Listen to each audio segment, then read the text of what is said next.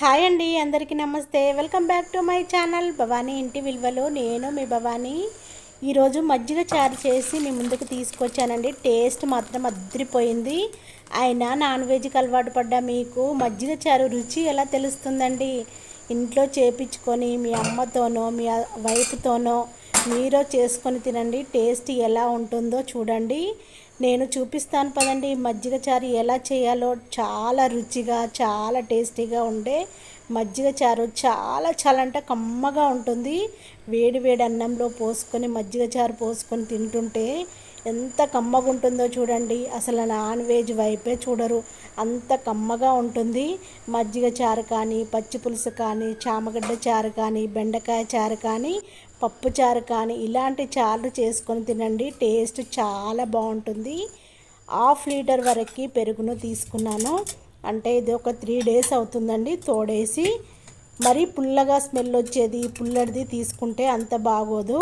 పెరుగు కొంచెం పుల్ల పడకుండానే స్మెల్ రాకుండానే చూసుకోండి. కొంచెం తీయగానే ఉండాలండి. మజ్జిగ చారు అప్పుడే చాలా టేస్టీగా ఉంటుంది. పాలు తోడేసినప్పుడు మీగడ ఉంటుంది కదా, పైన పాలది అట్టు కడుతుంది కదా, అలాంటి అట్టు ఉండకుండా మజ్జిగ చారులో పాలు తోడేసినప్పుడు అట్టు కడుతుంది కదా, అట్టు కొంతమందికి పిల్లలకు కానీ కొంతమంది పెద్దవాళ్ళకి కానీ ఇష్టం ఉండదు. మా ఇంట్లో మా పిల్లలకి ఇష్టం ఉండదు మీగడ. ఇలా నేను మీగడనంతా జాలి గిన్నెతోని తీసేస్తున్నానండి. పెరుగును వడకడితే మనకి అట్టునంతా జాలిలో ఉండిపోతుంది. చూడండి, ఇలా మొత్తము జాలిలోనే ఉండిపోతుంది. ఇప్పుడు మనకి పెరుగు అంతా గిన్నెలోకి దిగిపోయింది, పైన అట్టంతా జాలిలో ఉండిపోయింది కదా. దీనిలో తగినన్ని వాటర్ని పోసుకొని మజ్జిగలాగా కలిపేసుకోవాలి. చూడండి, నేను ఇలా మజ్జిగనంతా కలిపి చూపిస్తున్నాను చూడండి గంటతోని. కొంచెం పుల్లగా ఉంటే వాటర్ని కొంచెం ఎక్కువగానే వేసుకోండి. ఇది పుల్లగా లేదు, నేను ఇంట్లో తయారు చేసిన పెరుగునే మజ్జిగ చారు చేస్తున్నాను. ఇప్పుడు శనగపిండిని తీసుకున్నాను. ఇది శనగపిండి అండి. మనం మజ్జిగ చేసుకున్నాం కదా గిన్నెలో, ఇందులో శనగపిండిని వేసేసుకోవాలి. నేను 1/2 kg పెరుగుని తీసుకున్నాను కదా, 2 స్పూన్ల వరకు శనగపిండిని తీసుకున్నాను. మొత్తం మిక్స్ అయ్యేలా కలుపుకోవాలి. మజ్జిగలో శనగపిండి అంతా మిక్స్ అవ్వాలి. ఉండలు ఏం లేకుండా చిన్న చిన్న ఉండల కాడ నుంచి మొత్తం మిక్స్ అయ్యేలా మజ్జిగను మంచిగా కలుపుకోవాలి. చూడండి, ఇలా గరిటెతో పోసి చూస్తే మనకి ఏ చిన్న గడ్డలు లేకుండా నీట్గా కలిపేసుకోవాలి. ఒక 10 పచ్చిమిర్చిని తీసుకున్నాను. వాటర్లో మంచిగా కడిగి మిక్సీ కప్పు తీసుకొని చిన్న చిన్న ముక్కలు చేసి మిక్సీ కప్పులో వేసేసుకోవాలి. పుదీనాను నేను ఎప్పుడూ ఒక బాక్స్లో స్టోర్ చేసి పెట్టుకుంటాను ఫ్రిడ్జ్లో. ఏ కర్రీస్లోకైనా చట్నీలకైనా దేంట్లోకైనా వాడుతూ ఉంటాను.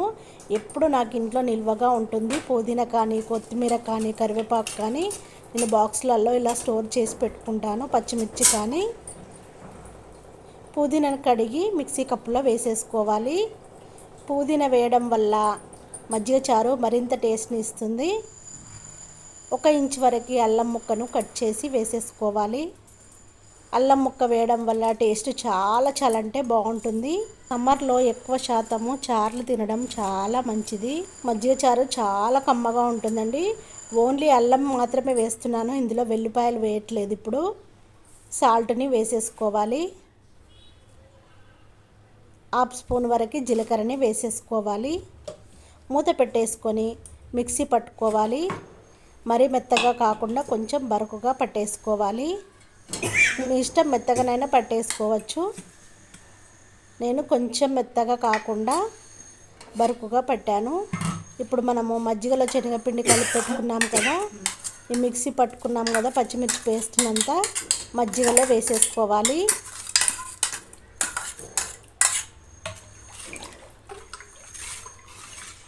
మొత్తం మిక్స్ అయ్యేలా కలుపుకోవాలి. గరిటెతో మిక్సీ కప్పులో పోసేసుకొని అంతా కలిపి పోసేసుకోవాలి. మజ్జిగలో మొత్తం మిక్స్ అయ్యేలా కలుపుకోవాలి. 1 స్పూన్ వరకు పసుపుని వేసేసుకోవాలి. మొత్తం మిక్స్ అయ్యేలా కలుపుకోవాలి.